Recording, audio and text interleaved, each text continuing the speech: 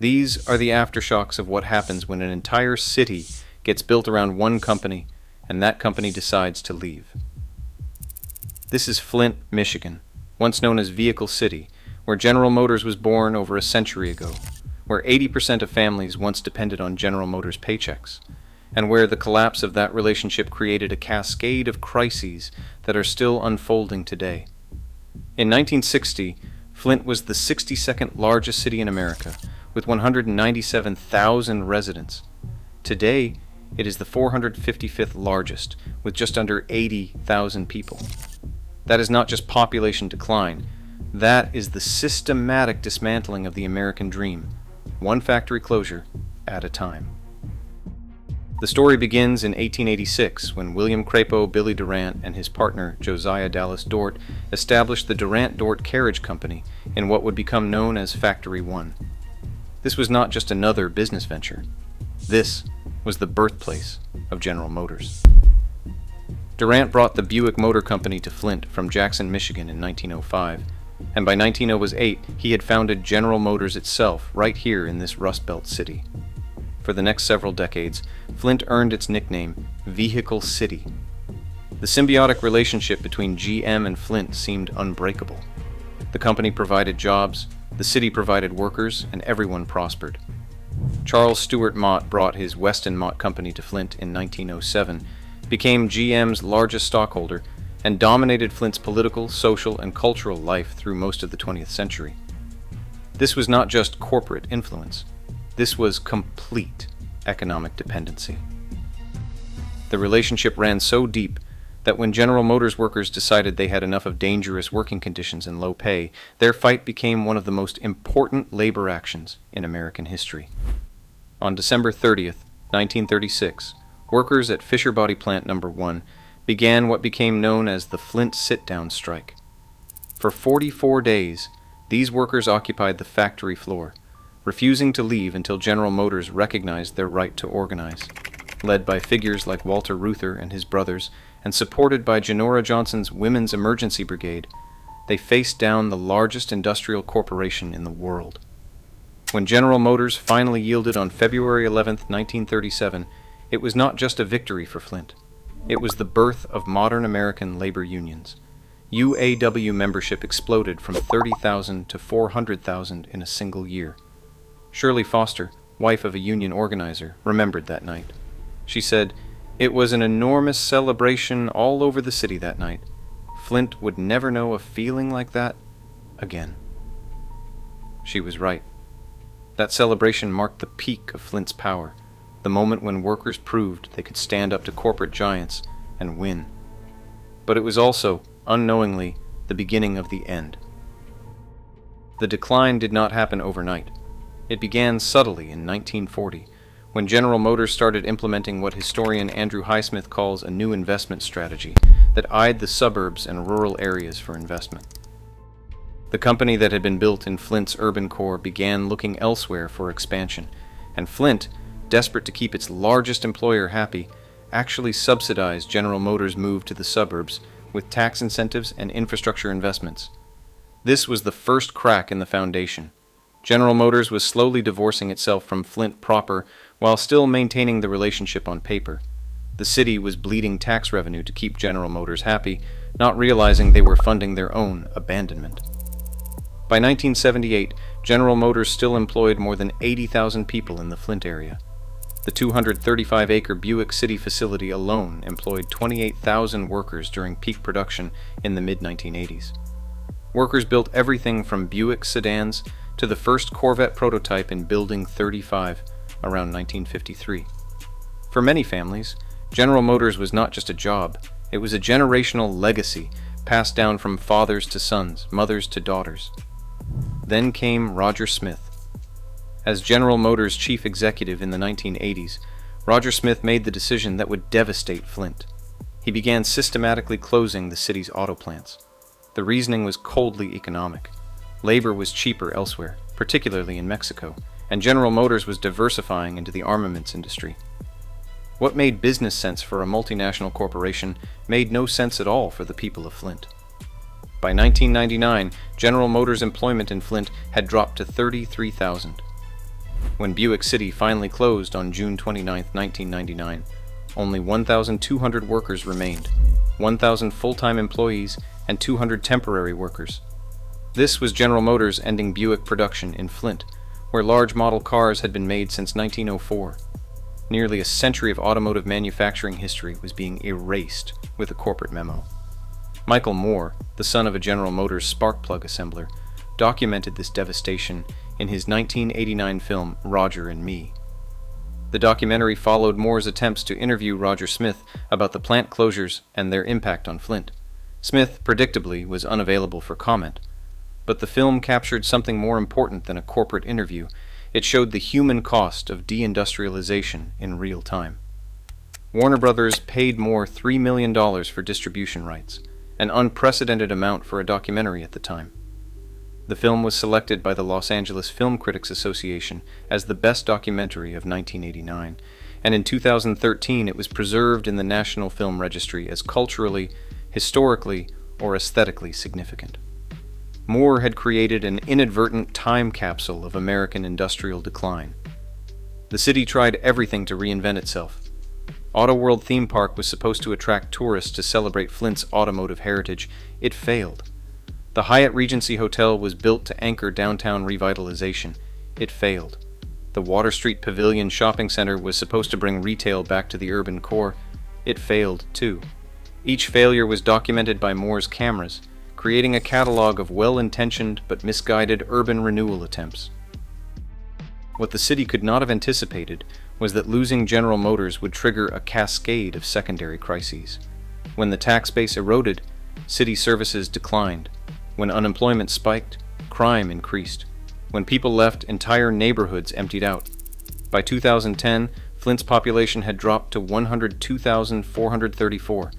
By 2020, it was down to 81,109, a 59.6% decline from its 1960 peak. The financial pressure became so severe that the state of Michigan declared Flint to be in a state of financial emergency twice, first from 2002 to 2004, and then again from 2011 to 2015.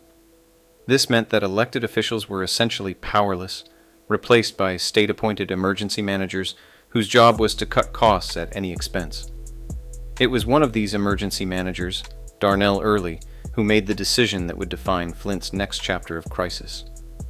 On April 25, 2014, he switched the city's water source from the Detroit Water and Sewerage Department to the Flint River, while the city waited for the new Carignan Water Authority pipeline to be completed. The stated reason was cost savings. The cash-strapped city needed to reduce expenses wherever possible. What happened next reveals the cruel irony of Flint's relationship with General Motors. The river water was so corrosive that it began damaging parts at General Motors' engine plant within months. By October 2014, General Motors persuaded officials to allow the plant to switch back to Detroit water. But the residents of Flint, they continued drinking the contaminated water for another full year. Think about that for a moment. The company that had abandoned Flint, that had laid off tens of thousands of workers and devastated the local economy, still had enough political influence to protect its machinery, while the people who had built that company were left to drink poisoned water. Dr. Mona Hanna-Attisha, a pediatrician at Hurley Medical Center, began noticing elevated lead levels in children in February 2015. When she tried to raise the alarm, she was dismissed by state officials and the Michigan Department of Environmental Quality. It took Virginia Tech water quality expert Mark Edwards to confirm what Dr. Hanna-Attisha suspected, that Flint's water contained dangerous levels of lead well above the EPA safety standards. The EPA had detected levels of 104 parts per billion in resident Leanne Walters' home, when the safe level was 15 parts per billion. Children were being systematically poisoned, and state officials were either ignoring the problem or actively covering it up. The crisis also triggered a Legionnaire's disease outbreak that killed 12 people, adding to the public health catastrophe. It was not until October 16, 2015, that the city finally switched back to the Detroit water system. Even then, it took months more for officials to acknowledge the scope of the crisis. Mayor Karen Weaver declared a local state of emergency on December 15, 2015. Governor Rick Snyder declared a state emergency in Genesee County on January 5, 2016. President Obama declared a federal state of emergency on January 16, 2016, authorizing $5 million in federal aid. The water crisis became a national symbol of government failure and environmental racism. The Michigan Civil Rights Commission concluded that the poor governmental response was a result of systemic racism. A state task force called it a clear-cut example of environmental injustice, noting that Flint's poor, largely African-American population did not enjoy the same degree of protection from environmental and health hazards as other communities. Gladys Williamson, a 63-year-old Buick retiree, captured the connection perfectly. He said, "This is about poverty and the working-class man, and this is about General Motors leaving Flint in a catastrophic situation that caused all of this." The legal aftermath has been massive but unsatisfying. Total settlements in Flint water crisis cases have exceeded $659 million, including recent settlements with Veolia and Lon. Young children who were between birth and 6 years old during the crisis are expected to receive the highest settlement amounts, with some eligible for immediate payments of $5,000, while larger amounts will go into trust funds. But here is what is missing from that $659 million figure: criminal accountability. In 2021, 9 people were charged by the Attorney General's office, including Governor Snyder himself. By October 2023, after facing legal setbacks, the prosecution announced an end to the criminal cases. Since 2016, attorneys general from both parties have tried to hold people criminally responsible for Flint's water disaster, but there have been no felony convictions and no jail time. Today, more than 98% of Flint's residential lead service lines have been replaced, well ahead of the August 2025 deadline. Latest monitoring shows Flint's water testing at 3 parts per billion, well below the 15 parts per billion EPA requirement. The water is technically safe to drink, though many residents understandably remain skeptical. General Motors' presence in Flint today is a shadow of what it once was. From more than 80,000 workers in 1978, the company now employs about 7,200 people in the Flint area.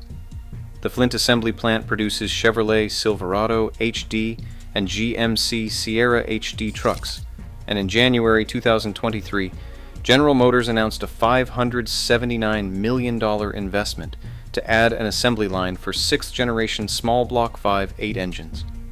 But General Motors has also paused production at its Flint assembly plant, keeping workers on temporary layoff during an extended shutdown. Production is not expected to resume until January 26, 2026. The relationship between General Motors and Flint today is purely transactional. The company operates here when it makes business sense, and leaves when it does not. The days of mutual dependence are long over. But something interesting is happening in Flint's post-General Motors era. In September 2024, Nanograph, a Chicago-based battery manufacturer, announced it would build a new factory at the former Buick City site. This is not just symbolic, it is practical. Flint is positioning itself for the electric vehicle revolution, building on its automotive heritage while adapting to new technologies. The city received over $90 million from the American Rescue Plan Act. Mayor Sheldon Neely's administration has steered $2 billion toward economic investment in 2023 alone. The Michigan Strategic Fund approved $250 million for the region's Advanced Manufacturing District, a 1,000-acre site for transformational investment.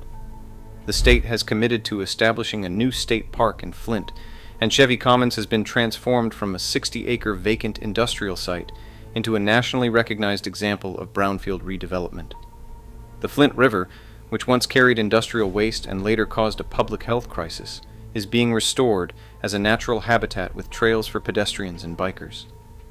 In his November 2024 State of the City address, Mayor Neely spoke with defiant optimism. Block by block, neighborhood by neighborhood, we have achieved a new landscape in our community. The statistics tell a mixed story. Flint's poverty rate is still 37.3%, compared to the national average of 15.1%. The median household income is $37,117, and unemployment sits at 15.03%. The median home value is $61,621, a fraction of the national average of $370,489. These are not numbers that suggest prosperity. They suggest a city still struggling with the fundamental challenge of creating economic opportunity after its primary industry left. But there are signs of change that go beyond statistics. Cade Surface, Director of Urban Strategies at the Crim Fitness Foundation, represents a new philosophy of urban development. Instead of demolition as a strategy for community stabilization, Surface advocates for rebuilding basic infrastructure. He says that as a result of traditional practices there is less, and that those approaches have not even come close to replacing the amount of things they actively push to remove, without a lot of good reason. This represents a fundamental shift in thinking about post-industrial cities. Instead of managed decline, Flint is pursuing managed recovery. Instead of accepting that the factory era is over and nothing can replace it, the city is betting that something different, but equally valuable, can be built on the foundations of what came before. The story of Flint is ultimately the story of American industrial capitalism in microcosm. It is a story about what happens when an entire community becomes dependent on a single company, and that company decides its interests lie elsewhere. It is a story about the promises and betrayals of the American dream, about environmental racism and government failure, and about the resilience of communities that refuse to disappear even when everyone has given up on them. Flint's aftershocks continue because the fundamental questions raised by its collapse remain unanswered. How do you rebuild a community after its economic foundation disappears? How do you restore trust in government after catastrophic failure? How do you create opportunity in a place that the global economy has written off? The water crisis may be over, but the deeper crisis, the crisis of post-industrial America, continues. Flint is not unique in facing these challenges, but it may be unique in its determination to survive them. From the sit-down strikers of 1937 who proved that ordinary people could stand up to corporate power, to the residents today who refuse to accept poisoned water as their fate, Flint has always been a city that fights back. Whether that fighting spirit will be enough to create a sustainable future remains to be seen. But one thing is certain: the story of Flint, Michigan is far from over. The aftershocks of GM's departure may never stop, but they are not the only force shaping this city's future anymore. And that, perhaps, is the beginning of a different kind of hope.